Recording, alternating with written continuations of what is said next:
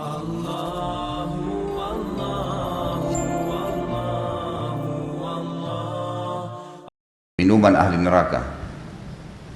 Silakan dibuka, kita membaca ayatnya. Surah Ibrahim ayat 15 sampai ayat 16. Seperti biasa saya katakan, walaupun Bapak Ibu menghafal ayat tertentu, melihat Al-Quran adalah sebuah ibadah dan membacanya secara langsung ya.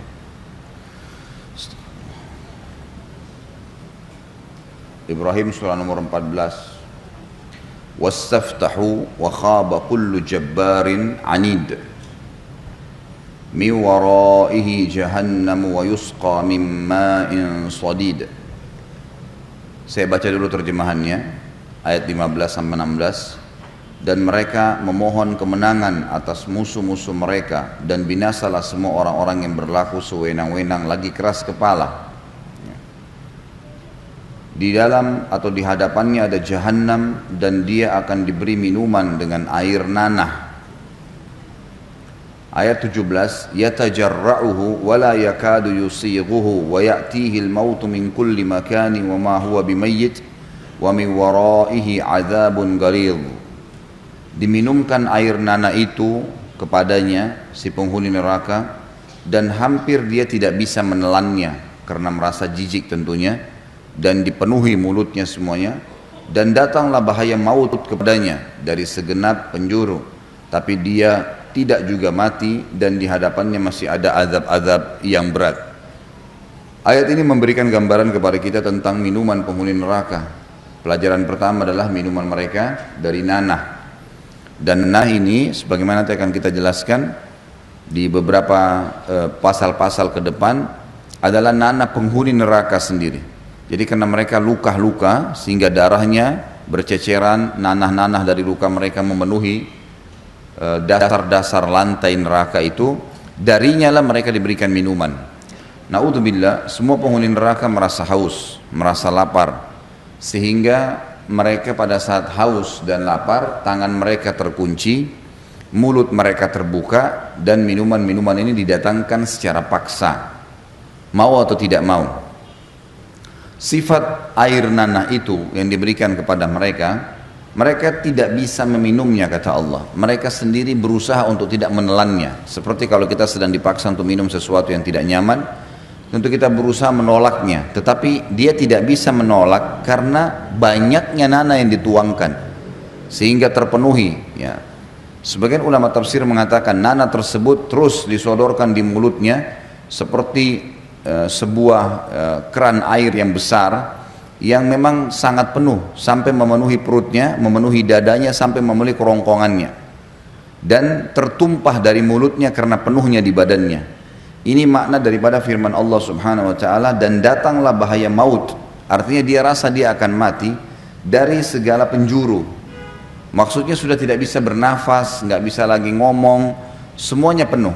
Sebagian ulama mengatakan saking penuhnya sampai nanah itu akan menetes dan keluar dari kuping mereka, dari hidung mereka, dan dari mata mereka karena dipenuhkannya di perutnya. Wa na'udzubillah. Jadi dia melihat kematian datang dari segenap penjuru, tapi dia tidak juga mati karena Allah sudah catatkan tidak ada kematian. Mungkin kalau orang yang hidup di dunia diminumkan seperti ini, dia akan mati, tidak bisa bernafas ya. Atau mungkin karena jijiknya atau tidak nyamannya, mungkin sudah cukup membuat dia untuk mati. Tapi di akhirat nanti, sebagaimana sudah saya titik beratkan di awal-awal pertemuan, tidak ada kematian. Orang itu akan terpotong-potong, akan hangus, akan tertekan dadahnya, perutnya, segala macam hal, dan dia merasakan kematian dari segenap penjuru, tapi dia tidak juga mati. Kemudian selanjutnya ayat Al-Quran juga surah Al-Kahfi ayat 29. Wa qulil haqqu min rabbikum faman syaa'a falyu'min wa man syaa'a falyakfur inna a'tadna lidh-dhalimina naran ahata bihim suradiquha wa in yastaghithu yugathu bima'in kalmuhli yashwil wujuh bi'sa syarabu wa sa'at murtafaqa. Dan katakanlah hai Muhammad, sesungguhnya kebenaran itu datang dari Tuhanmu. Tentu kalau lihat terjemahan Al-Quran, maka Al-Quran menerjemahkan dari awal. Kalau buku kita ini menerjemahkan saksi bahasannya. Saya sekarang sedang membaca terjemahan langsung dari Al-Quran. Dan katakanlah kebenaran itu datang dari Tuhanmu. Maka barang siapa yang ingin beriman, hendaklah dia beriman atau silahkan dia beriman. Barang siapa yang ingin kafir, maka ia silahkan kafir. Allah subhanahu wa ta'ala tidak pernah memaksakan orang. Mau beriman silahkan, mau hadir di majelis ilmu, mau sholat, mau puasa, mau sedekah, mau jadi orang baik silahkan, patuh. Orang juga tidak mau kufur, dibiarkan sama Allah, silahkan. Tapi masing-masing punya akibat. Lalu Allah menyebutkan, dan barang siapa, sesungguhnya kami telah sediakan bagi orang-orang zalim, orang yang kafir, tidak mau mengenal Allah, tidak mau patuh, tidak mau meninggalkan larangan-larangan, neraka yang gejolak apinya, mengepung mereka dari semua penjuru. Jadi saya pernah berikan gambaran itu hari, kalau Bapak Ibu masih ingat, neraka itu dipenuhi dengan api dari seluruh penjuru, tidak ada tempat celah kosong. Jadi kalau misalnya ruangan itu hanya terbakar di sekitar temboknya, kita masuk tetap panas. Tapi ini enggak, semua celah, sehingga orang itu tidak bisa, susah untuk melihat, karena semuanya api. Dikatakan di sini bahwasanya api itu gejolaknya mengepungnya. Dan jika mereka meminta minum, niscaya mereka akan diberi minum dengan air seperti besi yang mendidih, besi yang dilelehkan karena panas, ya, yang akan menghancurkan muka mereka. Itulah minuman yang paling buruk dan tempat istirahat yang paling jelek. Berarti ini jenis minuman yang kedua. Kalau bahasa kita timah panas, ya. Di sini sebagian ulama tafsir mengatakan yang dimaksud dengan ragamnya minuman ini, sekali mereka diberikan minuman nana, sekali diberikan minuman timah yang panas. Nanti juga ada penjelasan tentang mereka diberikan minuman darah, mereka diberikan minuman air yang mendidih. Dan cirinya adalah dalam khusus masalah timah panas ini dikatakan menghancurkan muka mereka. Karena panasnya sehingga pada saat dituang ke mulutnya maka seluruh kulit dan dagingnya hancur. Tapi tidak mati, tertinggal tengkorak wajahnya, tetapi tidak mati. Ya, seperti itulah digambarkan dalam ayat ini. Dan ini satu hal yang sangat wajar untuk dihati-hati Bapak Ibu sekalian. Dan perlu dijadikan sebagai pedoman yang saya pernah bilang, kalau seseorang itu dianggap sempurna beribadah dalam Islam, kalau dia mengejar target yang sedang Allah perintahkan, misal saya sholat untuk membersihkan dosa-dosa saya, bolehkah itu? Bukan cuma boleh, tapi harus. Bolehkah saya bersedekah supaya Allah tidak murka dengan saya atau malah saya mendapatkan banyak rezeki? Maka boleh. Bolehkah saya pergi haji dan umrah untuk menambah rezeki saya, atau misalnya untuk mendapatkan pengampunan dosa seperti dilahirkan oleh ibu? Itu boleh. Malah bukan cuma boleh, malah dianjurkan. Dan kesempurnaan ibadah justru di situ. Kesempurnaan ibadah justru di situ. Sama halnya meninggalkan dosa. Meninggalkan dosa, seseorang meninggalkan dosa justru karena adanya ancaman Allah, itu kesempurnaan ibadah. Jadi dia meninggalkan dosa itu justru karena takut. Seperti nanti tujuan kita pelajari neraka dan mempelajari banyak ayat Al-Quran dan hadis Nabi SAW berhubungan dengan neraka ini, supaya kita tidak melakukannya, tidak menjerumuskan diri ke situ. Jadi bukan seperti yang banyak dikembangkan oleh sebagian orang yang mengaku muslimin tapi mereka tidak faham. Jangan kamu sembah Allah karena ada surga, dan jangan kamu takut kepada Allah karena ada neraka. Ini makna ini kalimat yang berbahaya dalam akidah. Karena ini berbahaya. Bagaimana caranya kita mau menyembah Allah sementara tidak ada surga? Dan Allah Azza wa Jalla yang menggantungkan semua amal baik dengan janji-janji.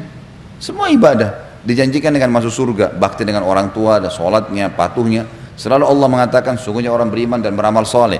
Selalu orang beriman dan beramal soleh. Jadi ada amal soleh, lalu dikatakan kami akan masukkan ke dalam surga. Kami akan masukkan ke dalam surga. Jadi selalu memang dihubungkan antara mengejar surga dengan amal-amal kita.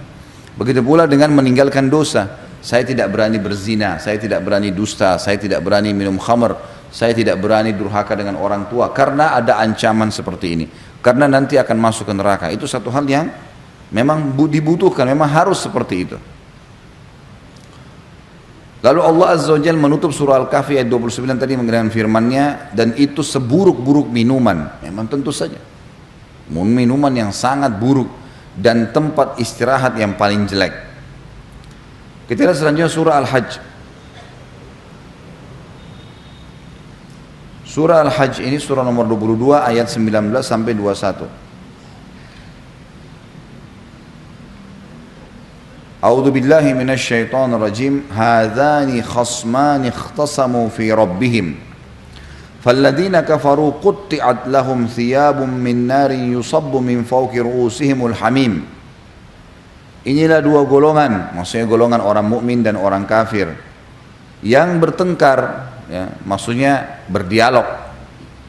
Mereka saling bertengkar mengenai Tuhan mereka. Selama di dunia mereka berdialog tentang mana yang menjadi pengikut Allah yang patuh, mana yang durhaka. Yang melakukan ibadah, yang orang beriman akan mengingatkan orang yang durhaka agar jangan melakukannya. Di akhirat pun mereka akan dialog lagi berhubungan dengan masalah itu. Maka orang-orang kafir akan dibuatkan untuk mereka pakaian-pakaian dari api neraka. Mereka tidak punya alasan untuk menolak beriman, maka di akhirat mereka akan dihukum di api neraka. Disiramkan air yang sedang mendidih ke atas kepala mereka. Jadi di sini dilihat ada air mendidih, jenis yang ketiga. Ayat 20-nya, yusharu bihi ma fi butunihim wal julud, dan air itu akan dihancur luluhkan. Air itu dihancur luluhkan segala atau menghancur luluhkan segala yang ada di dalam perut mereka, juga kulit-kulit mereka. Jadi saking mendidihnya air itu sampai waktu disiramkan, waktu mereka haus, disiramkan ke mulut mereka, maka seluruh kulitnya akan hancur dengan panasnya air tadi. Begitu pula dengan isi-isi perutnya. Lalu ayat 21, walahum maqami'u min hadid, dan untuk mereka cambuk-cambuk dari besi. Cambuk-cambuk dari besi. Jadi sudah diberikan minuman yang panas, mengupas semua kulit-kulit mereka. Jadi ini tempat siksaan yang luar biasa, tidak bisa digambarkan. Dan sangat bodoh orang kalau mau masuk ke sana dulu. Sebagaimana banyak orang memilih untuk berzina sesaat, atau berdusta, atau mengambil harta warisan kerabatnya, atau yang sebenarnya dia belum faham apa akibatnya nih. Bahaya sekali kalau dia sampai masuk ke neraka. Siksaan yang abadi, tidak ada kematian, dan luar biasa menyakitkannya. Ini baru digambarkan saya, kita sudah luar biasa. Kalau bapak ibu punya iman dalam hati pasti sudah ketakutan dengan ini. Diberikan timah panas, diberikan nanah, diberikan air panas, dan ini disilih gantikan, gitu kan. Lalu dikatakan ditambah lagi mereka dipukul dengan besi-besi. Jadi pentulannya itu untuk memukul mereka adalah besi-besi yang keras. Kita tambah dengan ayat 22-nya. Di sini tentu di buku kita sampai 21. Saya tambahkan dengan ayat 22. Kullama aradu an yakhruju minha min ghammin u'idu fiha wa dhuqu adzabal hariq. Setiap kali mereka hendak keluar dari neraka lantaran kesengsaraan itu, mereka berusaha mau lari, cari jalan mana pintunya nih, mau keluar gitu. Maka niscaya mereka dikembalikan ke dalamnya. Kepada mereka dikatakan, rasakanlah azab yang membakar ini. Tidak bisa. Kalau sudah hancur lulu pun kulit-kulit mereka, tubuh mereka, diutuhkan lagi oleh Allah Subhanahu wa taala. Sebagian ulama tafsir mengatakan pengutuhan tubuh ahli neraka ini dalam proses mengutuhkan kembali itu juga ada azabnya. Jadi seperti orang kalau dari luka proses sembuh masih ada perasaan-perasaan perih. Jadi dalam mengembalikan jasad mereka pun yang sudah hancur, maka di proses pengembalian sendiri ada azabnya. Baru sesaat selesai diberikan lagi siksaan yang sama. Terus begitu, sifatnya abadi. Wa na'udzubillah. Jadi jangan konyol Bapak Ibu sekalian, jangan mengatakan tidak apa-apa saya masuk neraka dulu. Dan kalau dilihat ini, apa yang kita mau kejar di dunia ini coba? Hanya karena mau berpacaran 2-3 jam di hotel, hanya untuk melampiaskan syahwat, padahal sebenarnya Allah berikan jalan, menikah. Nikah dan silakan lampiaskan dengan cara yang benar. Dengan tenang, dengan bahagia, tidak ada masalah, tidak ada sesuatu yang ditakutkan. Lalu untuk apa? Banyak generasi muda sekarang yang menyalahgunakan itu. Dan orang tuanya pun saya mendukung. Anak-anak muda generasi yang harus muncul sekarang Bapak Ibu sekalian harusnya muncul dalam ketaatan, bukan lagi warisan buruk kita berikan kepada mereka. Kalau dulu bapak ibu terbiasa pernah berzina atau seseorang di antara kita pernah berzina, pernah berdusta, jangan anaknya diwariskan itu.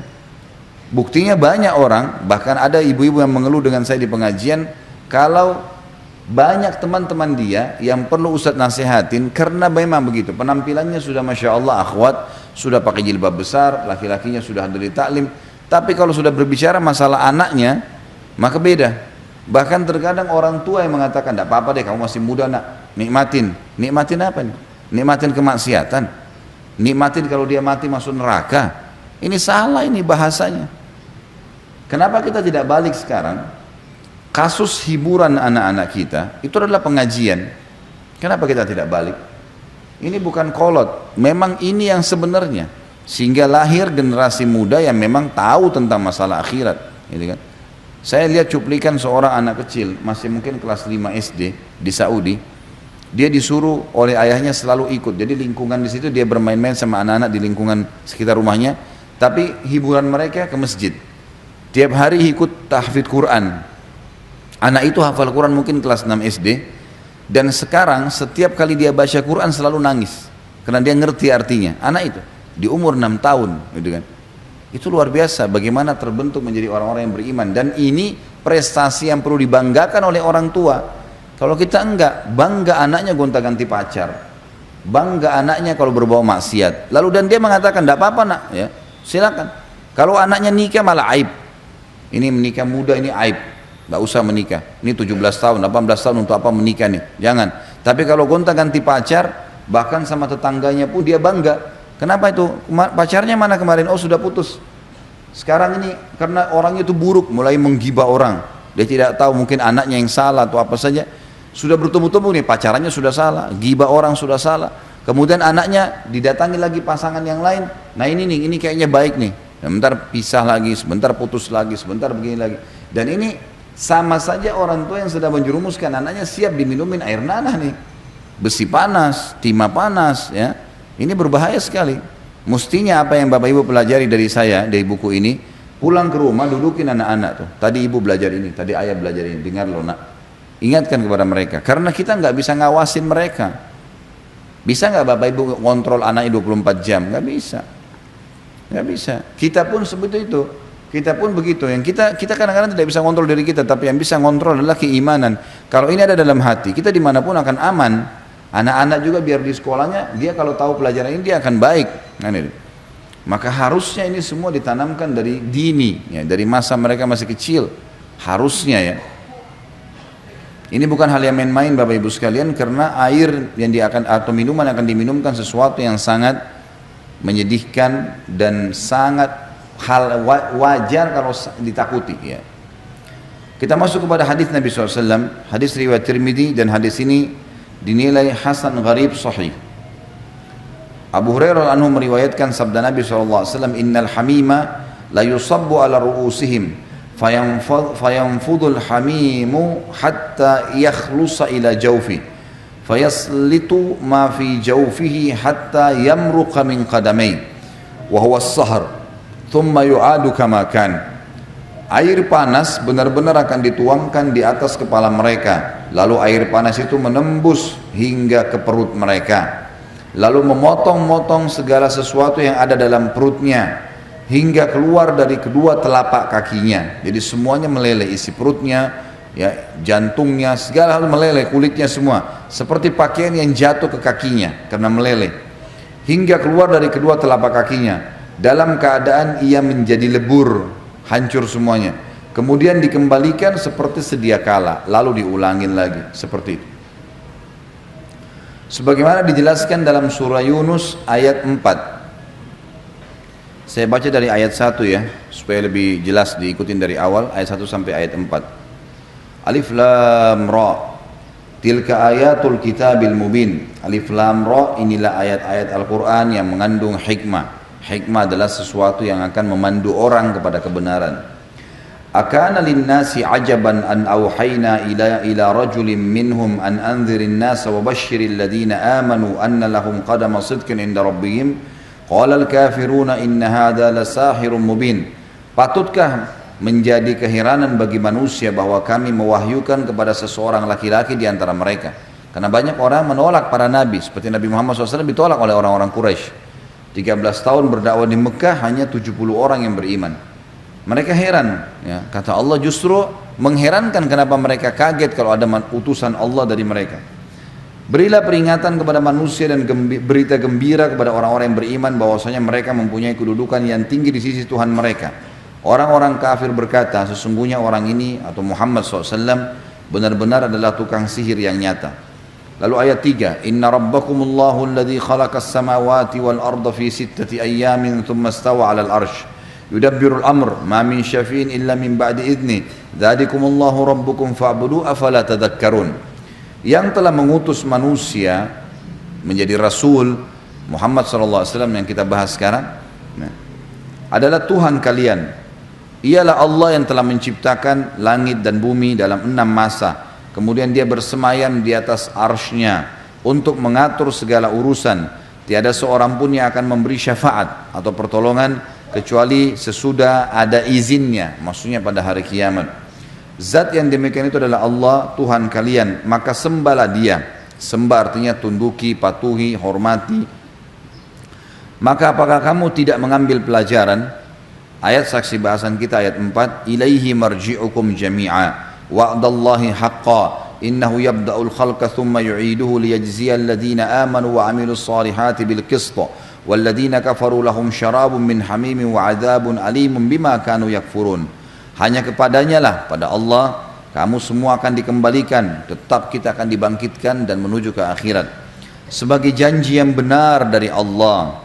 Sesungguhnya Allah menciptakan makhluk pada permulaan, kemudian mengulanginya atau menghidupkannya kembali sesudah berbangkit, agar dia Allah memberi pembalasan kepada orang-orang yang beriman dan yang mengerjakan amal saleh dengan adil. Dan untuk orang-orang kafir disediakan minuman air yang panas dan azab yang pedih disebabkan kekafiran mereka.